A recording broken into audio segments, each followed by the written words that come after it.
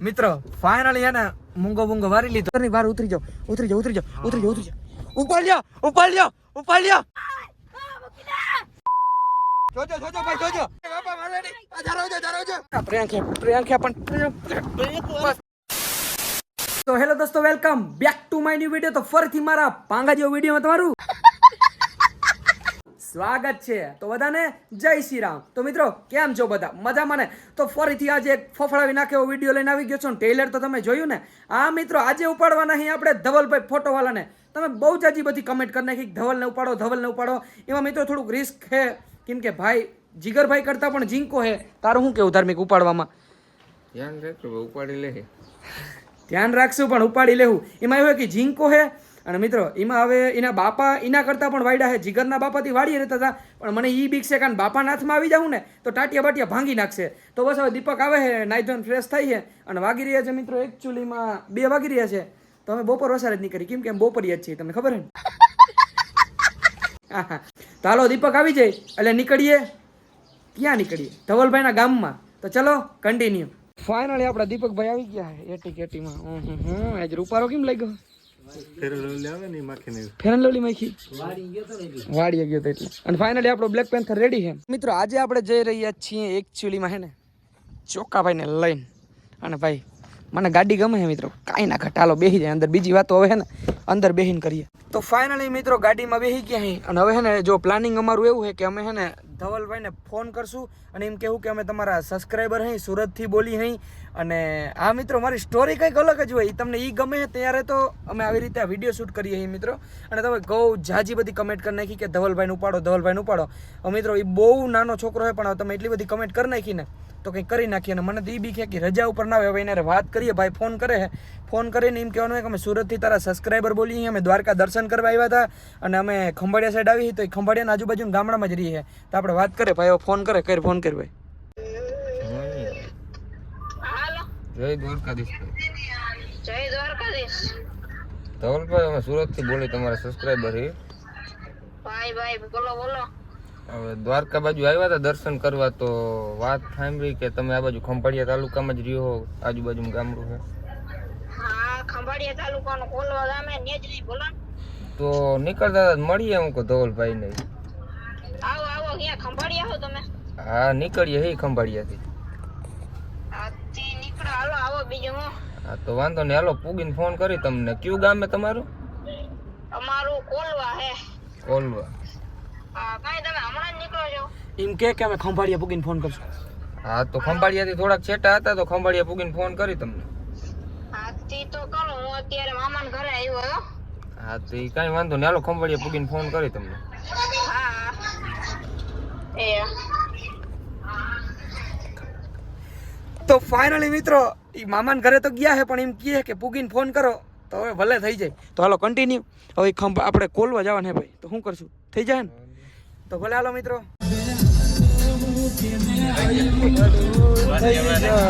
મજામાં?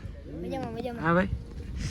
લોગમાં એડ કરજો. અરે કરવાના જોઈએ ને ભાઈ, ના થોડી પડે. એવા છે કરી દો ને ભાઈ.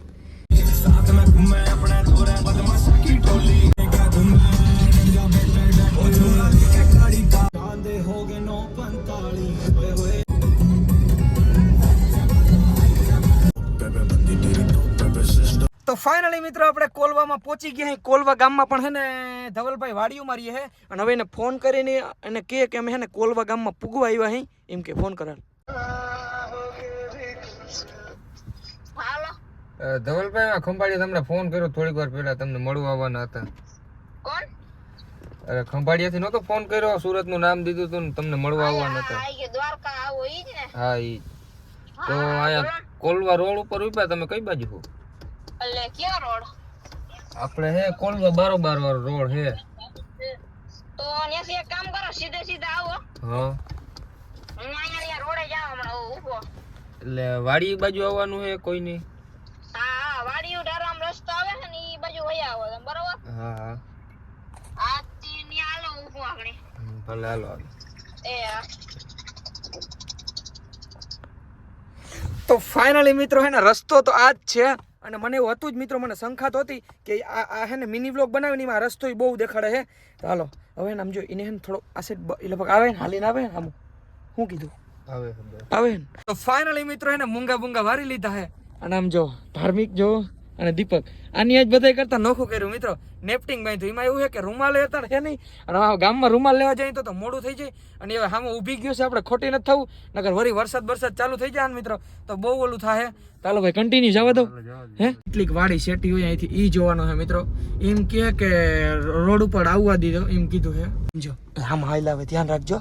એ તો ત્યાર બિયાર થઈને મિત્રો એનાથી એમ છે કે સબસ્ક્રાઈબર મળવા આવે ત્યાર બિયાર થઈને આવે છે. ઉપર લેજો અંદરની બહાર ઉતરી જાઓ. ઉપર લ્યો.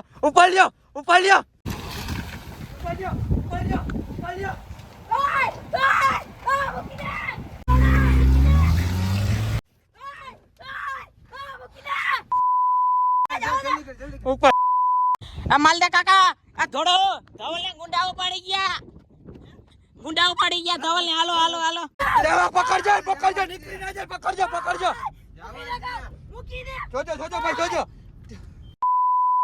આ તમારો બાપ એના બાપા વાહે આવે. આ બાપા વાહે આવી ગયા. એના બાપા વાહે આવી ગયા. ધ્યાન રાખજો. સ્પીડ પકડી દીજો અમારે. કાચ ના ખોલતા એના બાપા વાહે આવે છે.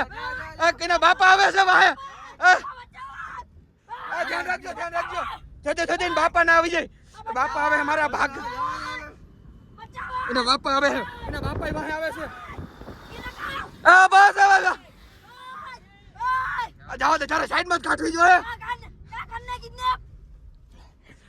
બાપા આડા ફરી ગયા. જોજો બસ ધ્યાન રાખજો. મારતા નહીં. જો હે કે માર માસ અરે હું આવી રીતના હોય છોકરાઓને કિડનેપ કરે આવા પ્રેન્ક હોય. બસ કાકા પ્રેન્ક હે પણ બસ તાર બાપા નું સમજાય.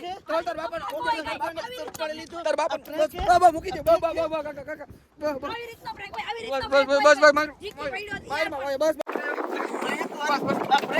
તાર બાપા આવી રીતના પ્રેન્ક હોય જીકી પડ્યો આવી રીતનું હોય યાર તમે બસ યાર બસ પણ તમે પ્રેન્ક કર બસ તને ઓછી પડી લાગે. બસ કાકા હવે ના માર. હવે ના આવાજ થઈ ગયા આઈડું નાખીને મારો આવો મસ્તી હોય યાર તમે બસ પ્રેન્ક શાંત પડી લાવો જા. પાણી વાણી હોય તો હાલી આ તમે યાર બોટલામાં આવું કરીને ખાઓ તમે યાર આ પ્રેન્ક હોય ગઈ. વાહ મારો ભાઈ ઢીલો પડી જાય. શાંત પડી જા. તમે કાકા શાંત પડી જાઓ. એને બ્લોગ ચાલુ લાગે. તમારો બ્લોગ ચાલુ છે. ચાલુ હે યાર આ ભાઈ બને ચાલુ કરી દે. અમે સબસ્ક્રાઇબર મળવા આવે તો એનો વ્લોગ એમ કે બનાવી હાજ સબસ્ક્રાઇબર હું પોતે હું ઈ આવ આપણે કોઈ સબસ્ક્રાઇબર હું ઈ જતો. અરે ભાઈ બસ શાંત મેં પડી કીધું ઘણા ટાઈમ થી લોંગ વિડિયો નથી નાખો એમાં તમે યાર આખા વિડિયો ની બસ ભાઈ બસ શાંત પડી જા. મિત્રો શાંત પડવા દો એને. તો મિત્રો પાછા ગાડીમાં બેસી ગયા હે ને એમરજન્સીમાં બેહવું પડ્યું કેમ કે મિત્રો વરસાદ ચાલુ થઈ ગયો અને માહોલ તો જોવો. અને ધવલભાઈ બીજું તો મઈ ગયું. તમને હે ને કેવું લાગ્યું ને એ તમે કહો. હું કેવું લાગે આવા પ્રેન્ક હોય ધારો બા વેલા કોકના તમે છોકરા ટાળી નાખી. હું ના જાવ આ તો પ્રેન્ક કરતા અરે હાસી ભાઈ ઉપડી તમે યાર ગયો હું કામ બોલાવો છો તમે દીપક હું કે ભાઈ આ તો પ્રેન્ક કરતા નકા કા હાસુ કા ઉપડી આ ચૂકા હું ઉપાડો હવે તો ઉપાડો ખબર પડે યાર એ તો હું તાર બાપા ભૈયા ગયા આમ ખંભાળે માથા લેતા જાવ તો ધ્યાન રાખ. માસ તમે વેલેર ઉતારને ગોબા ઉપડી ગયા ગાડીના તમારા વધારે મિત્રો એમાં એવું હતું કે બાપા હાથમાં ધોકો તો સમજો મને ઈ બીક હતી કે આમાં કાસબાસમાં માર દે ને તો કાસબાસ તૂટી જાય ઈ બીક હતી એટલે એને માર્યો નહીં સેલોથી સારું કહેવાય. હા એ તો તમે માસ્ક વેલો ઉતાર નાખ્યું બાકી પછી ન ગોબા ઉપડી જાય યાર સાચું કહ્યું હતું. તો અરે મિત્રો હેને પાછા આવી ગયા હી ધવલભાઈ ના ઘરે. અને ધવલભાઈ કેવું લાગ્યું તમને? લાગ્યું એટલે આમ તો નામે લાગ્યું આમ ગોબા ઉપાડી દીધા યાર તમે આવા અને મલતે કાકા તો ધોકો બોકો લઈને મને દેવો તો ગાડી બાડી માર દેવો. મને 1 મિનિટ તો એવું થયું કે સાચું છે પણ મિત્રો આ પ્રેન્ક વિડિયો છે મનોરંજન માટે બનાવ્યો છે અને તમે બધા ખાસ રાખજો તમારા બાળકોને કિડનેપ કોઈ આ રીતના કરીને લઈ ના જાય એ માટે સાવચેતી રાખવા માટે આ વિડિયો બનાવ્યો છે. એ માલદે કાકાની પોઈન્ટની વાત છે કે આવું છે ને તમારે રિયાલિટીમાં પણ થઈ શકે. અમે તો પ્રેન્ક કરતા હતા અને તમને ચેતવવા માટે કહી કે ગમે ત્યારે તમે આવી રીતે ઉપડી શકો. બરાબર ને? ઉપડી શકો. આ રીતે કોઈ પણ તમને કોલ કરે કે કોઈ રીતે કોઈમાં ફસાવા માંગતા હોય તો તમે હેરાન થતા નહીં કેમ કે આ રીતનું કિડનેપિંગ થઈ શકે. અમારો આ વિડીયો મનોરંજન માટે કેવો લાગ્યો એ કહેજો. લાઈક કરજો, શેર કરજો અને સબસ્ક્રાઇબ કરજો. ન કરજો આ તો ધવલભાઈ ભલે હાલો રામે રામ. એમાં એવું છે કે અમારા ધાર્મિક ભાઈ ને બહુ જ મોડું થાય છે કેમ કે વરસાદ આવે છે. ચા પાણી પીઓ. ના ચા પાણી નથી પીવા અને હવે બસ નીકળવું જ છે. અને માલદે કાકા કઈ ભૂલચૂક થઈ હોય તો લાગવા એટલે ખોટું લાગ્યું કઈ ખોટું હવા કાઢને કીધી એટલે કઈ ખોટું લાગ્યું ના ના ખોટું નહીં પણ યાર આવી રીતનું હે ને હેરાન કરી દીધા 1 મિનિટ તો હાવ ઓરિજિનલ જ લાગ્યું કે ગયું પાછો આ ભાઈ બ્લોગ બનાવતો હતા તમારો બ્લોગ ચાલુ હતો ને તમે એમ કહેતા હતા કોઈક યુટ્યુબર મળવા આવે ભાઈ વ્લોગ બના કાઈ વાંધો નહીં, મારામાં નાખી દે હાલો ને અને ભલે માલ દેખા કઈ ખોટું લાગ્યું હોય તો માફ કરજો અને તને ભાઈ કઈ ખોટું લાગ્યું હોય આપણે કઈ ખોટું નહીં એટલે એમ નહીં એટલે તો લાગવા દેજે એમાં કઈ અમે કઈ એટલે ખોટું લાગે તો લાગવા કઈ રીતે તમને ખોટું લાગ્યું લાગવા દે ના એમાં એવું તો ધોકો બોકો લઈ લે પણ એવું વાંધો ના આવ્યો ના ના ઈ કઈ વાંધો ના ના આવ્યો ને ભલે હાલો રામે રામ જય દ્વારકાધીશ કઈ ખોટું લાગ્યું ભાઈ માફ કરજો ના ના કઈ દિલથી ભલે હાલો હાલો ભલે હાલો કાકા રામે રામ ભલે હાલો હાલો કાકા રામે રામ તો મિત્રો ધવલભાઈ ત્યાંથી નીકળી ગયા અહીં બહુ બીક લાગી સિરિયસલી હવે એક તમને વાત કહી દઉં ગાડી ઊભી રાખ દઉં પહેલા તો ગાડી ઊભી રાખ દઉં નીકળી જાઓ કાકા નીકળી જાઓ તમે બસ તો મિત્રો હે ને ધવલભાઈ ઉપાડ્યા થોડુંક ઓલું લાગ્યું પણ ધવલભાઈ જીગરભાઈની જેમ જરીક નબળા નથી કે મોરા નથી ભાઈ કોન્ફિડન્સ હતું એમાં એવું હતું કે બાપા વાહે ગાડી લઈને આવતા હતા ને એટલે ના એની ફાટતી હતી મિત્રો અને મિત્રો હવે હે ને વ્લોગનો ડાયને કરી નાખીએ કેમ કે મોડું થાય ધાર્મિક ભાઈ ગાડી કીમડી થઈને જાય એનું કોઈ નક્કી નથી હું કેવું દીપકભાઈ તમારું તો મિત્રો આજના વિડીયોમાં એટલું તો નેક્સ્ટ વિડીયોમાં તમારા માટે વળી કંઈક નવું લઈ આવશું તો આજના વિડીયોમાં એટલું વિડીયો સારો લાગ્યો તો લાઈક કરો ચેનલ પર આવો તો જય શ્રી રામની કમેન્ટ કરો અને પછી સબસ્ક્રાઇબ કરો તો મળીએ તમને બીજા વિડીયોમાં બધાને જય શ્રી રામ બાય બાય